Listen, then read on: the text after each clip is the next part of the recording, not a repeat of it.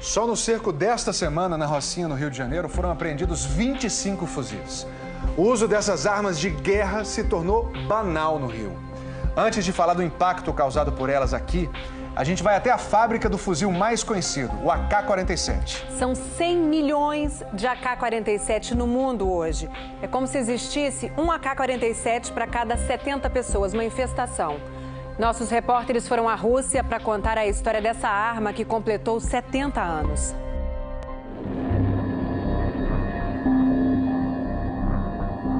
O cogumelo de fumaça tinha 18 quilômetros de altura. A explosão de Hiroshima matou em torno de 150 mil pessoas. A outra em Nagasaki, perto de 75 mil. As duas bombas atômicas fizeram menos vítimas do que a AK-47. Esse fuzil mata, na média, cerca de 250 mil por ano. A de automática, K de Kalashnikov, sobrenome do inventor, e o ano de fabricação na União Soviética, 1947. A AK-47 é a senhora da guerra, a arma mais letal e mais produzida da história. O livro dos recordes estima que haja 100 milhões no mundo, uma para cada 70 pessoas. A AK está no colo dos fortes, dos analfabetos, dos ditadores e das crianças soldado. Ela é a arma de mais de 50 exércitos nacionais, de guerrilheiros, de terroristas.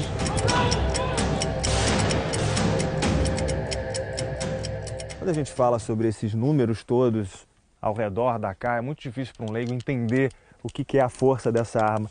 A gente só consegue ter uma noção de toda essa potência num estande de tiro, numa situação em que a gente vê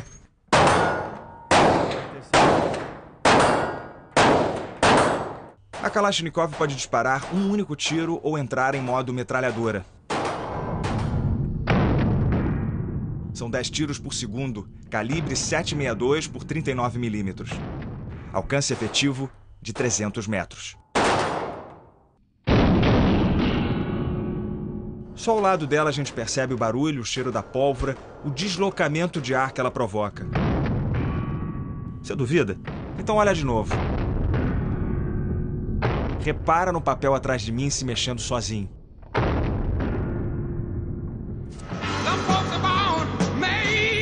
A AK só provou seu potencial na Guerra do Vietnã, quando a União Soviética deu a sua invenção aos Vietcongs do Norte e os Estados Unidos apoiaram os vietnamitas do Sul. Os fuzis das duas superpotências mundiais ficaram frente a frente, o M16 americano e o AK-47 comunista. A arma dos capitalistas era mais leve e mais precisa. Autoridades americanas chegaram a zombar das Kalashnikov. Mas a M16 sofreu naquele terreno pantanoso. Começou a emperrar. A AK-47 não. O guerrilheiro carregava a Kalashnikov na água suja e ainda assim ela atirava. Ao derrubar um Vietcong, soldados americanos ficavam com a arma dele. E os países comunistas fizeram fila buscando o fuzil.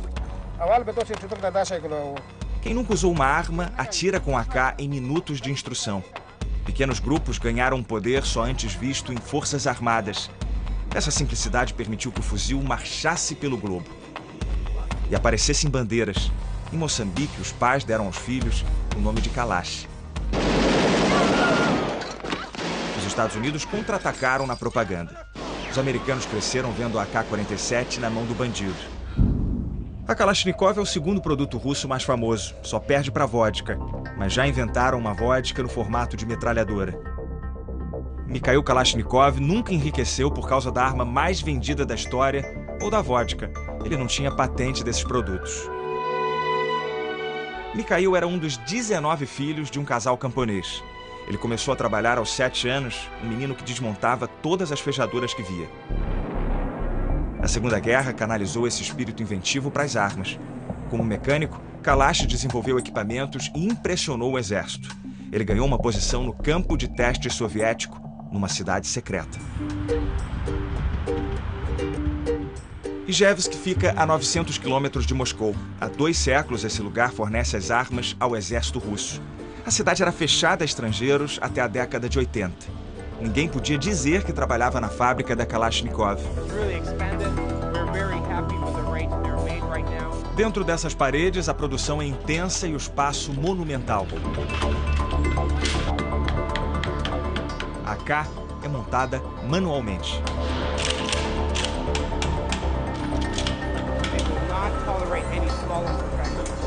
O que ele está explicando aqui é que essa grande quantidade de mulheres trabalhando, ela está ligada aos setores. Esse aqui é um setor de controle de qualidade, então ele diz que as funcionárias conseguem ver pequenos detalhes, pequenos problemas nas armas, e é um trabalho de concentração que elas desempenham melhor do que os homens. A União Soviética compartilhou a AK entre os países comunistas. Mais de 10 ganharam licença de produção. Essas AKs viraram um Frankenstein, uma base russa, um barril sérvio, um cartucho búlgaro. A capacidade de intercâmbio de peças e a durabilidade facilitam o contrabando. O porta-voz da Kalashnikov diz que as AKs do mercado ilegal vêm sobretudo da China, hoje a maior produtora. Os chineses exportam sobretudo para a África, onde são desviados para rebeldes. Já a maioria das AKs usadas nos atentados em Paris saiu dos Balcãs. A gente está vendo aqui algumas das incontáveis homenagens que o Kalashnikov recebeu. São condecorações das mais diversas do governo soviético por todas as armas que ele construiu na sua vida. Mesmo depois do fim da União Soviética, a Rússia continua tratando Mikhail como herói. Ele ganhou agora em setembro, 3 anos depois da sua morte, uma estátua de 9 metros em Moscou. Kalashnikov tinha um discurso pronto quando perguntavam se o inventor de uma máquina universal de matar dormia tranquilo. Ele respondia que a arma era para se defender e a culpa pelas mortes não era dele, mas dos políticos. Só que à beira da morte, a consciência de Mikhail pesou. Numa carta à Igreja Ortodoxa Russa, ele escreveu: "Minha dor espiritual é insuportável. Se meu fuzil reivindicou a vida de pessoas, então seria eu o culpado por suas mortes? Quanto mais vivo, mais essa pergunta perfura o meu cérebro."